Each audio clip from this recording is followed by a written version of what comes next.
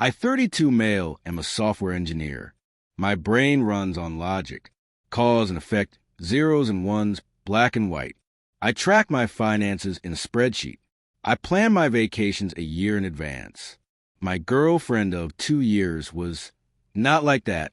She was all impulse and passion, which I guess was attraction. But we had one single, unified goal, a 3-week trip to Japan. We made a joint savings account for it, literally nicknamed Vacation. After 2 years of skipping dinners out and me taking on extra freelance projects, we'd finally done it. $20,000 sitting there, pristine. $10,000 from me.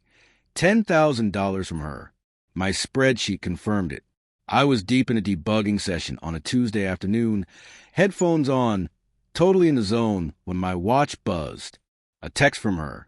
I'm using our vacation fund to bail my ex out of jail. You understand.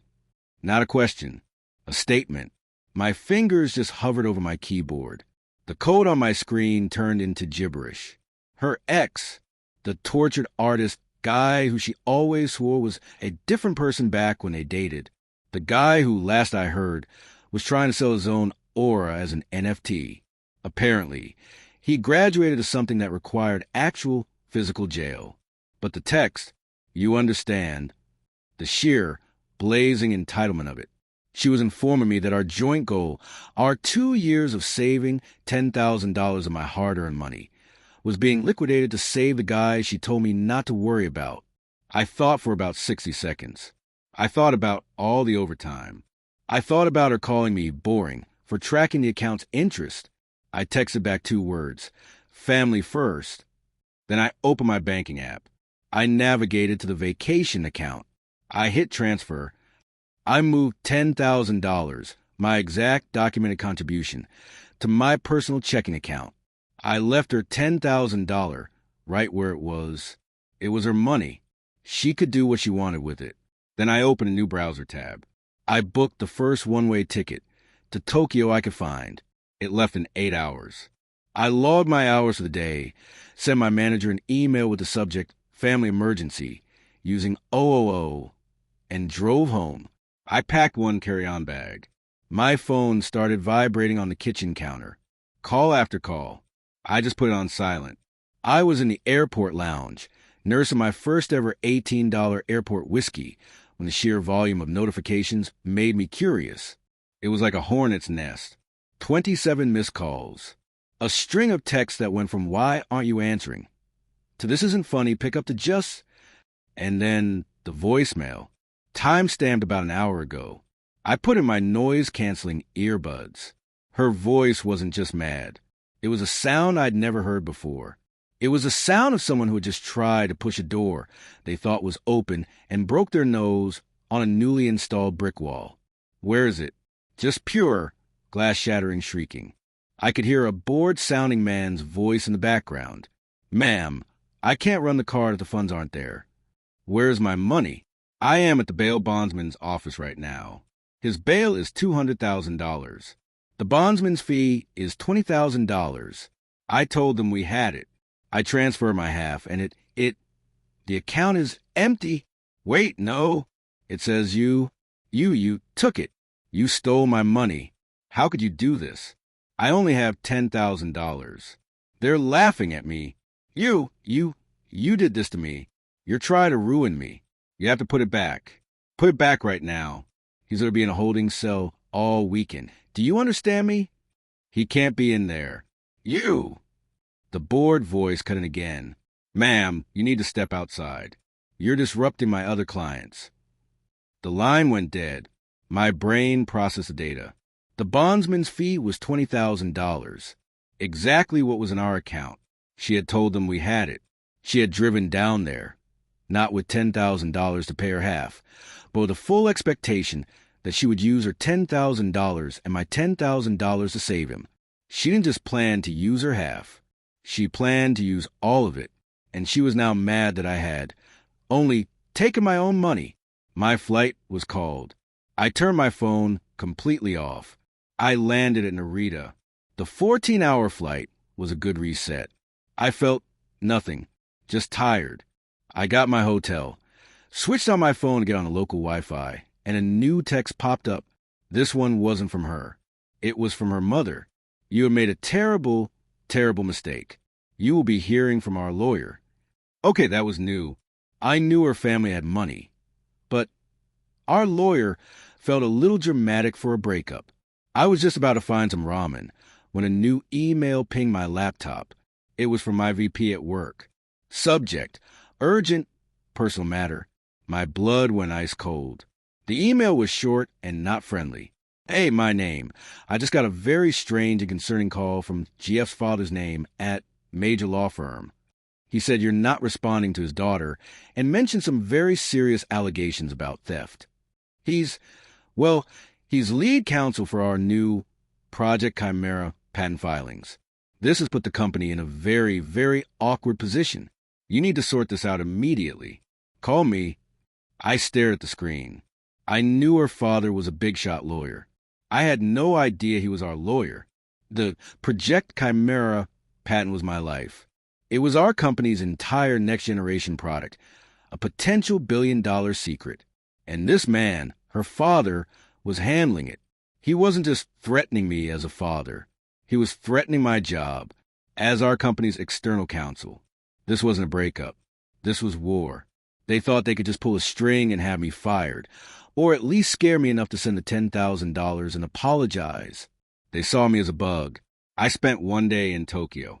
I ate the ramen. I walked through a shrine. And I prepped. I booked a flight back. I replied to my VP. I understand your concern. The situation is not as described. I have documentation that will clarify this. I am flying back now and request an in-person meeting with you, HR, and a member of our in-house legal team. The meeting was set for the next morning. I walked in, laptop in hand. My VP, the head of HR, and the company's general counsel were all there. They looked like they were at a funeral. Look, my VP started, I don't know what you did in your personal life, but GF's father is threatening to review his firm's relationship with us if we don't handle you. He's implied you're unstable, erratic, and stole 10 grand from his daughter. He's painting a very ugly picture. I just nodded, understood. I prepared a brief presentation. I call it risk mitigation. I plugged my laptop into the big conference room monitor. First, I put the vacation joint account statement on the screen. This is the account. As you can see, 20 months of contributions. Here highlighted are my payroll direct deposits, totaling $10,000. Here are deposits, totaling $10,000. And here, on Tuesday, is my single withdrawal for $10,000. My exact contribution. I left her money untouched. The general counsel was already leaning forward, his eyes narrowed. Second, I put the screenshot of the text on the screen. I'm using our vacation fund to bail my ex out of jail. You understand. HR literally winced. Third, I put the transcript of her voicemail on the screen. His bail is $200,000. The bondsman's fee is $20,000. I told them we had it. So, I said, the theft her father's alleging is me refusing to pay $10,000 of my own money for his daughter's ex-boyfriend's $200,000 bail on what I've learned are fraud charges. I didn't touch her money. I just secured my own. My VP looked like he'd just been pulled from a drowning. Okay, so this is a nightmare breakup, but it's personal. Why on earth would he call me? Why would he risk his... Because I interrupted. He thought he could. He was using his position as our external counsel to extort me, a private employee, to solve his daughter's personal financial problem, which our general counsel can confirm is a catastrophic ethical breach. The general counsel's face went from grim to white-hot rage. He did what? He used the company name to threaten an employee over a personal matter?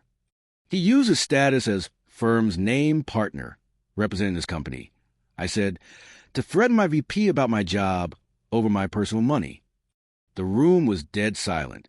Then I delivered the final, satisfying blow, the revenge. But, gentlemen, that's just the extortion part. The real risk is this. I clicked to the next slide. It was a different screenshot. A text message from my now ex-girlfriend from 2 months ago. She was always bragging about her dad, what a big shot he was, how he'd tear people apart in court. She loved to overshare. A couple of months ago, she'd been complaining about him being on a call. The text, "Ugh, my dad is so loud. He's on a call with competitor company CEO's name. Right now. He's literally laughing and telling them all the ways your company's Project Chimera patent is weak and how they can get around it if they challenge it. He's so arrogant, LOL. Anyway, what's for dinner?" If the room was silent before, it was a black hole now. Project Chimera was everything. Our entire next 5-year strategy. And our own law firm senior partner, the man handling the filing of those patents, was on a call with our biggest competitor's CEO, telling them how to break our patent. My VP, the general counsel, and HR just stared at the screen. My ex-girlfriend, I said, my voice perfectly level, is not a detail-oriented person, but she's a great listener. She also loves to brag. I didn't know what Project Chimera was when she sent me that. I just thought it was her being awful, and I screenshotted it because it felt so icky. But now I know what it is. It's my project. The general counsel was already on his cell, walking to the corner of the room. Shut it down. I heard him hiss. Shut down all access from law firm. Now, get the CEO on a conference call in 5. He turned back to me, his face grim but impressed. Her father, I continued, was attempting to leverage his position to shake me down for $10,000. He did so casually. I have to assume he's done it before. But in the process, he and his daughter revealed their families, shall we say, fluid approach to ethics. It turns out his daughter's text message is Exhibit A in a multi-million-dollar corporate espionage and legal malpractice case. I didn't have to do anything else. The company's legal machine took over. The fallout was, in a word, nuclear. My company immediately terminated its multi-million-dollar contract with the law firm. They filed a massive lawsuit against the firm for breach of fiduciary duty, conflict of interest, and legal malpractice, using my evidence. They also filed a formal complaint with the State Bar Association against my ex's father. He was fired by his firm within the hour, in a desperate attempt to stop the bleeding. It didn't work. The firm is still, to this day, drowning in that lawsuit. His disbarment is, from what I hear, a done deal. My ex's family, stripped of their primary income and social standing, had to sell their massive house to cover their legal fees. Her ex, the musician, he never made bail. With no one to pay his $20,000 fee, he sat in jail, eventually pled guilty, and given his history of fraud, is now serving a nice, long sentence. My ex, she apparently had a total meltdown. She and her mother tried to start a harassment campaign against me online. I just set up an email filter that automatically forwarded all of it to my company's legal team, who were very happy to send cease and desist letters on my behalf. They shut up pretty quick. And me? I was given a significant bonus for exemplary risk identification and company loyalty. It was a lot more than $10,000. I worked remotely for the next 3 months from Japan, this time in first class. The family first text? It turned out to be true. I protected my family, my future family. Me,